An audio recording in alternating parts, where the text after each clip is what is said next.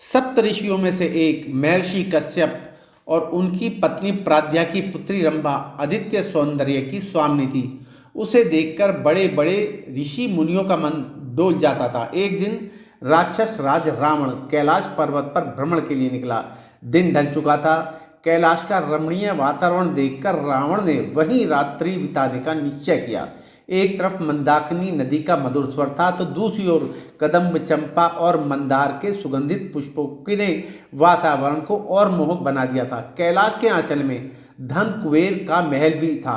रात्रि में कुबेर के महल से अप्सराओं की मीठी मीठी ध्वनि सुनाई दे रही थी। सुगंधित फूलों की महक ने रावण के मन में काम वासना का वेग उत्पन्न कर दिया। सहसा उसी दौरान रावण की दृष्टि एक रूपसी पर पड़ी।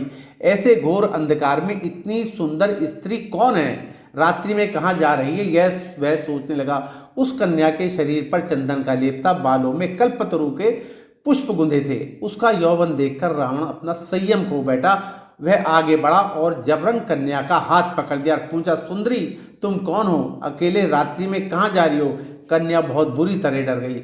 उसने रात के समय में इस तरह किसी पुरुष के सहसा मिल जाने की कल्पना नहीं की थी। आप कौन है, अपना परिचय न देकर रावण से प्रश्न किया और अपना हाथ छुड़ा लिया। मेरा नाम दशग्रीव है, मैं लंका का स्वामी हूँ, राक्षसों का राजा हूँ। लंकापति का नाम सुनकर कन्या बुरी तरह कांपने लगी। उसने लड़खड़ाती आवाज में पूछा, आप यहाँ क्या कर रहे हैं। तुम्हारी प्रतीक्षा प्रिय, रावण ने निर्लज्जता से उत्तर दिया। मैं भ्रमण के लिए निकला था, लेकिन पर्वतीय पुष्पों की सुगंध और मनोहारी गीत संगीत ने मेरे भीतर काम वेग उत्पन्न कर दिया है। संयोग से तुम दिखाई पड़ गई। तुमने अभी तक अपना परिचय नहीं दिया। मेरा नाम रंभा है, उस युवती ने कहा। मैं देवलोक की अप्सरा हूँ और देवराज इंद्र तथा धन कुबेर की सभा में नृत्य करती हूँ।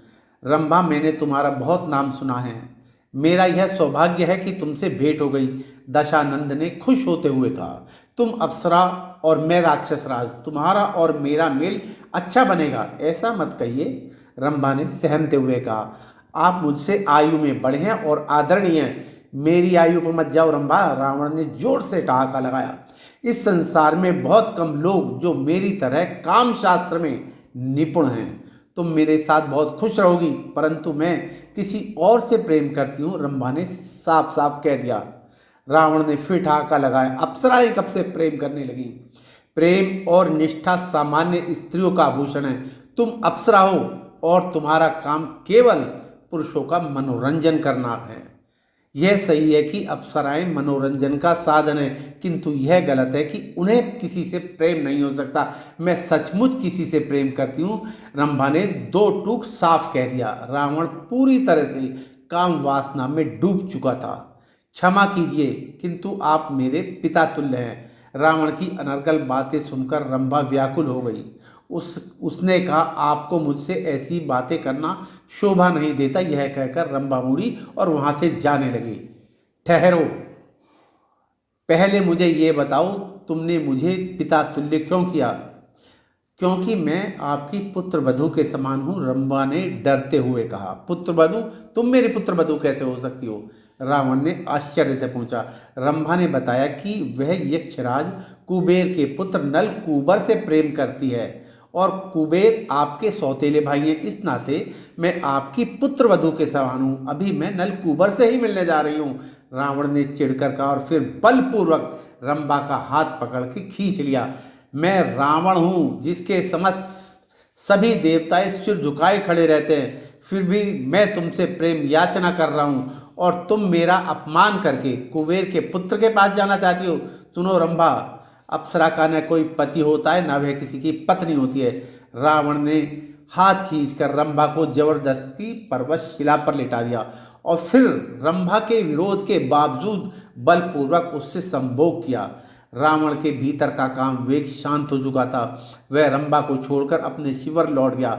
उधर रंभा रोती हुई नलकुबर के पास पहुंची और बोली, मैं निर्दोष हूँ। रंभा ने नलकुबर से कहा, मैंने रावण को यहाँ तक कहा कि मैं उसकी पुत्र वधू के समान हूँ, किंतु उस कामी ने मेरी इच्छा के विरुद्ध मेरा बलात्कार किया। रंभा की आप बीती सुनकर नलकुबर की आंखें क्रोध से लाल हो गई, उसकी भुजाएं फड़कने लगी।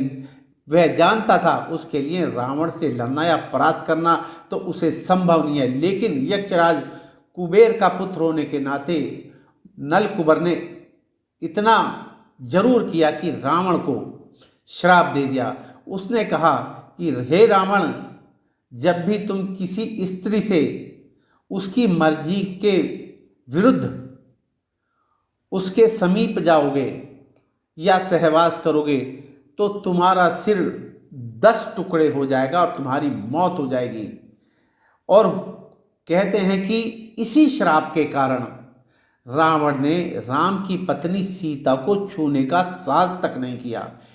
ऐसी ही एक और पौराणिक कथा के साथ आपसे शीघ्र ही रूबरू होंगे। तब तक न्यूज़ ट्रैकर 24 के लिए शेखर शर्मा को आज्ञा दीजिए। नमस्कार। आपसे विनम्र आग्रह कि हमारा चैनल सब्सक्राइब करें, वीडियो को लाइक और शेयर करें। धन्यवाद।